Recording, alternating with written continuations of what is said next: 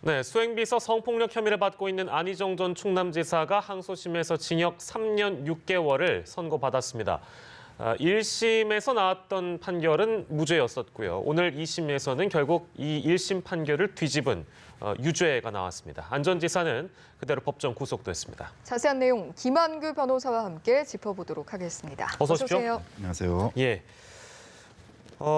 오늘 재판 결과 어떻게 보셨습니까?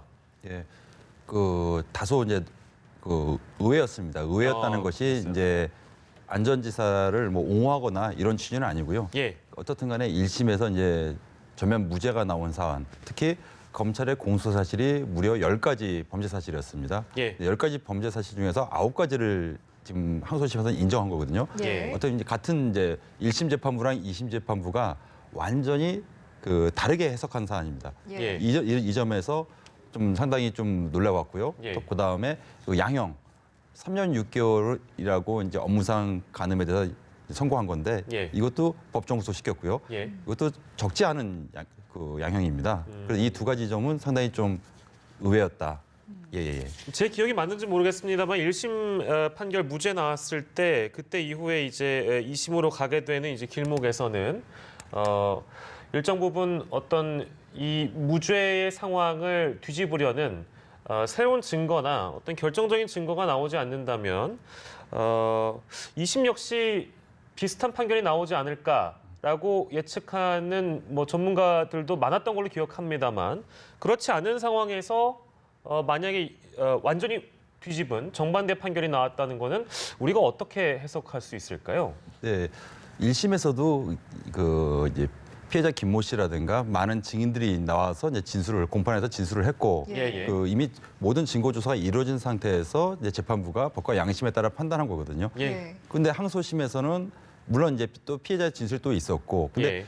뭐 언론에 보도된 거에 의하면은 새로운 증인이라든가 뭐 새로운 어떤 뚜렷한 증거는 보이지 않았습니다. 예. 근데 이 똑같은 사안을 두고 이제 판단을 달리한 거거든요. 물론 어느 판단이 옳고 그렇다는 건 뭐 만약에 이제 안희정 전 지사 측에서 대법원에 상고를 하게 되면은 예. 최종적인 판단을 우리가 받아볼 수 있겠지만은 예. 지금 현재 사안에서는 뭐 2심에서 이렇게 판단했으니까 좀 더 좀 지켜볼 필요가 있다고 생각합니다. 예. 판단이 이렇게까지 달라진 건 아무래도 위력에 대한 해석의 범위가 매우 넓어졌다. 이 부분이 좀 판단을 갈랐다라고 볼 수가 있는 것 같습니다. 네. 어떻게 보세요? 1심 재판부에 대해서 이제 비판하는 어떤 여론 측에서 주장하는 것은 1심에서도 이제 업무상 유력의 관계는 인정했습니다. 유력적인 관계. 그러니까 이 지시복종의 관계는 인정했는데 예. 그것을 유력을 통한 이제 간음은 아니었다. 그리고 이제 피해자 김모 씨에 대한 어떤 진술을 완전히 이제 신빙할 수 없다. 이런 취지였거든요. 예. 이 점에 대해서 특히 이제 업무상 유력은 인정했는데 이걸 통한 간음에 대해서 너무 좁게 해석한 거 아닌가. 예. 특히 뭐 피해자다움이란 말이 있습니다. 예. 피해자다움. 그러니까 어떤 성폭력 범죄의 어떤 피해자가 피해를 당한 후에 보여줘야 되는 어떤 행위. 사실 이런 피해자다움이라는 말이 나왔을 때 굉장히 비판을 많이 받았거든요. 예. 예, 다양한 피해자들 같은 경우는 그 후에 다양한 모습들이 나올 수 있는데 예. 어떤 정형화된 모습만이 성폭력 피해자의 모습이라는 것은 굉장히 편협한 시각이다. 예. 항소심에서는 이것을 정확히 좀 지적을 했습니다. 예, 1심 판결문도 저도 사실 기억이 나는 게 있는데요. 그러니까 전형적인 그루밍 성범죄에서 볼 수 있었던 피해자의 양상이 아니다라는 결론이 그때 있었잖아요. 이제 그 부분을 이제 김한규 변호사께서 예, 언급해 맞습니다. 주신 건데 예. 이제 2심은 그런 부분들을 좀 다르게 봤다라는 것이고요. 예. 그리고 진술에 대한 부분도 역시 굉장히 많이 다르게 판단한 것 같습니다. 1심 판결은 제가 기억하기에도 김진 씨의 어떤 진술의 신빙성이 좀 부족하다라는 대목도 있었는데 공소 사실 10개 중에 9개 유죄 나온 것만 보더라도 또한 판결 내용을 저희가 이제 보도된 것만 보더라도 뭐 김지은 씨의 진술을 다 이제 받아들였다라고 봐도 되는 걸까요? 네, 그렇습니다. 공소 사실 중에서 이제 4건은 예. 이제 업무상 간음이고 그리고 이제 나머지 5건은 이제 강제추행입니다. 예. 근데 강제추행 1건을 제외한 업무상 간음과 업무상 추행, 그다음에 예. 강제추행 4건은 다 유죄를 인정한 거거든요. 예. 이 정도면은 피해자 김모 씨에 대한 어떤 진술을 전부 다 거의 전적으로 항소심 재판부는 이제 신빙 믿을 수 있다. 예. 그 전부 다 신뢰를 한 거고요. 그리고 안희정 지사에 대해서 이렇게 사실 3년 6개월이란 중앙 선고를 하고 예. 법정 구속을 한 것은 예. 그 죄질이 안 좋다는 겁니다. 예. 그러니까 일체 반성을 하지 않고 이 범죄 사실에서 다 부인을 하고 있으니까 예. 그래서 그런 어떤 중한 선고가 나오지 않나 그렇게 지금 현재는 추측이 됩니다. 예. 예. 오늘 판결을 봐도 그렇고요. 또 최근 안태근 전 검사장 판결을 봐도 그렇고 성인지 감수성과 관련된 판결에 있어서는 아무래도 판결의 흐름이 예전과는 확실히 변화가 느껴진다라는 생각이 드는 것 같은데 어떻게 보세요? 네, 이 방향 자체는 굉장히 바람직하다고 생각합니다. 특히 이거보다 훨씬 죄질이 안 좋은 우리가 통상적으로 알고 있는 성폭력 범죄들에 대해서 때로는 뭐 전과가 없거나 반성하고 있다는 이유로 이제 집행유예로 나오는 경우도 가끔 언론에 보도돼서 많은 사람 국민들을 굉장히 분노케 한 사안이 몇 번 있었는데 예. 예. 사실 그 업무상 유력에 의한 간음이라는 것은 강간은 아닙니다. 근데 이거보다 훨씬 죄질이 안 좋은 강간 같은 범죄 같은 경우는 예. 최소한 형이 이거보다 훨씬 더 중한 선고가 돼야 되지 않나 예, 예. 이런 어떤 국민들에게 어떤 사법부가 메시지를 던진 거라고 본 거면 굉장히 긍정적인 판단이라고 양형으로 볼 수 있습니다. 아, 그렇군요. 유죄 판결에 이제 할 말이 없다. 법정 구속 판결에 할 말이 없다라는 입장을 이제 안희정 지사가 보였다고 하는데 대법원에 상고할 가능성 뭐 당연히 상고를 한다고 봐야 될까요? 어떻게 예상하세요? 네, 뭐 물론 안 지사의 현재 심정은 좀 예측하기 힘든 상황인데 예. 뭐 변호인 입장이라면은 1심에서 무죄 나오고 이제 항소심에서 유죄 나온 상황에서 상고를 안 하기는 어렵습니다. 이거는 대부분 상고라도 대법원 판단을 좀 받아볼 가능성이 훨씬 높지 않을까 봅니다. 예. 아 그리고 이거는 이제 그 오늘 역시 김경수 지사건에 이어서 안희정 전 지사도 이제 법정 구속됐기 때문에 법정 구속의 의미라고 해야 될까요? 그러니까 원칙적으로 보면 저도 이제 다른 법조인분들이랑 얘기를 나눠보면 징역형이 나오면 법정 구속되는 것은 어찌 보면 당연한 것이다라고 얘기하는 분들도 계시지만 어떤 그 상황의 특이성이나 뭐 물론 이제 김경수 지사의 건은 좀 다를 수 있습니다. 왜냐하면 현직 도지사 하는 부분이 다르니까요. 뭐 혐의나 사건이 달라서 같은 선상에서 비교하기는 어렵습니다만 그 법정 구속의 의미라고 해야 될까요? 법정 구속은 우리가 어떻게 좀 받아들여야 될까요? 재판장의 어떤 재량이다 아니면 아까 말씀드린 대로 징역형이 나오면 무조건 법정 구속되는 건 뭐 당연한 거다 이렇게 봐야 되는 건가요? 네, 그 수사 단계에서 이제 예. 구속영장 청구를 해서 영장 심사를 받지 않습니까? 예. 2단계에서는 아직 1심에서 법원에서 유무죄에 대해서 판단이 나오지 않았으니까 예. 원칙적으로 불구속 수사가 원칙이 맞고 또 무죄 추정이 원칙에 부합하긴 하는데요. 예. 근데 1심에서 또는 항소심에서 유죄가 선고된 경우 물론 여기서 무죄 추정의 원칙이 적용돼야겠지만은 예. 이제 법원에서 적어도 한 신급에서 이제 실형이 선고되었으면은 예. 통상적으로는 우리 그 형사법상으로는 이제 도주 우려가 있다 예. 이렇게 또 예측이 가능합니다. 예. 이럴 경우에 뭐 아무리 이제 공적인 인물이라고 하더라도 일반 국민과의 형평의 관계를 놓고 보면은 예. 그 법정 구속을 시키는 것이 예. 오히려 타당하지 않나 봅니다. 그 우리가 흔히 얘기하는 구속의 요건들 중에 도주의 우려가 있거나 증거인멸의 우려가 있거나 뭐 거주가 불분명하다거나 등등 이런 이유가 대표적으로 꼽히고 있잖아요. 그러면 이런 3년 6개월의 실형을 받은 안 전 지사의 경우에는 결국에 말씀하신 대로 도주의 우려가 커 보이기 때문에 도주 우려뿐만 아니라 예. 그 물론 안전지사 측에서 이렇게 행동한다는 것은 아니고요. 예. 만약에 일반 피고인들 같은 경우, 예. 특히 이제 성범죄를 저지른 피고인들 같은 경우에는 예. 이제 피해자 측과 그 접촉을 할 확률이 있거든요. 물론 이제 사과를 하고 합의를 하려고 접촉하는 경우도 있긴 있겠지만은 예. 오히려 약간 유화를 준다든가 아니면 뭔가 뭐 좀 조작된 진술을 유도한다든가 그래서 예. 피해자가 2차, 3차, 4차 피해를 볼 수도 있거든요. 예. 특히 이런 성범죄 같은 경우 유죄 심증이 그 재판부에서 섰으면은 예. 또 실형 선고 나오면 법정 구속시키는 것이 맞다고 봅니다. 예.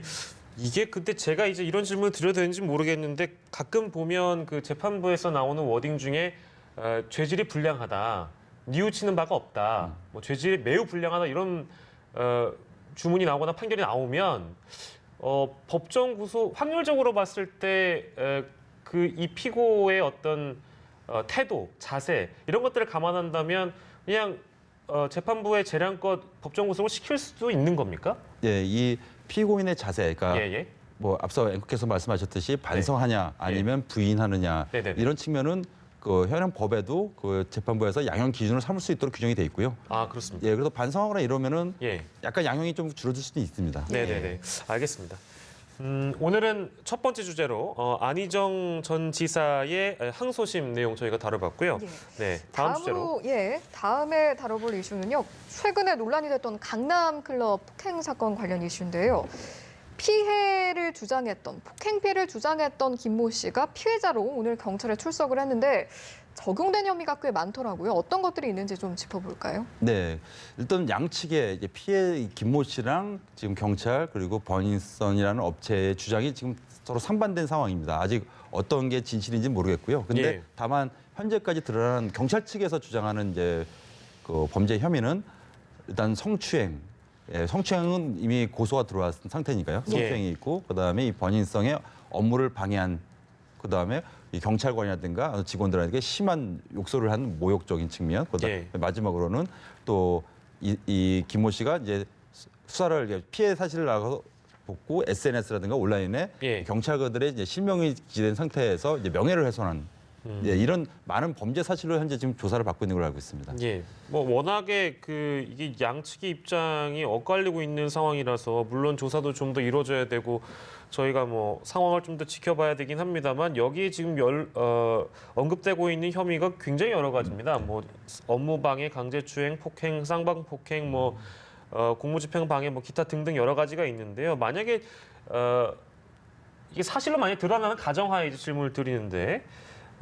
어떤 처벌을 받게 되는지 그리고 만약에 가중처벌도 피할 수가 없는 상황인 건지 그런 것도 좀 정리를 해주세요. 네, 일차적으로 만일에 진짜 이 경찰이 주장하는 현재 혐의를 삼고 있는 것이 모두 사실로 드러나서 유죄로 만약에 법원에서 재판으로 가게 된다면 이 피해자 측에서는 지금 첫 번째로 단초가 된 일단은 성추행, 그다음에 이 경찰들에 대해서 공무집행 방해, 그다음에 또 모욕을 했고 업무방해에다가 마지막으로는 또 명예훼손하지 않습니까? 경찰관 실명을 거론해서 현재 오히려 지금 범죄를 본인이 저질러 놓고 지금 부인하고 있고 오히려 경찰관을 비난하는 상황이면 죄질이 굉장히 안 좋습니다. 이렇게 되면은 만약에 재판으로 가게 되면은 이건 이 역시 실형 선고가 예상됩니다. 알겠습니다. 그런데 이런 가운데 또 클럽 버닝썬에서 고객들이 마약을 흡입했다 이런 내용이 언급이 돼서 지금 화제가 되고 있는데 이 부분은 저희가 박효정 기자의 관련 리포트를 보고 대담을 이어가도록 하겠습니다. 서울 강남의 클럽 버닝썬 폭행 사건 이후 침묵을 지켜오던 YG엔터테인먼트가 입장을 내놨습니다. 양현석 대표는 공식 블로그를 통해 폭행 사건 당시 승리는 클럽에 없었고 최근 이사직을 사임한 것은 올봄 입대 예정이기 때문이라고 밝혔습니다.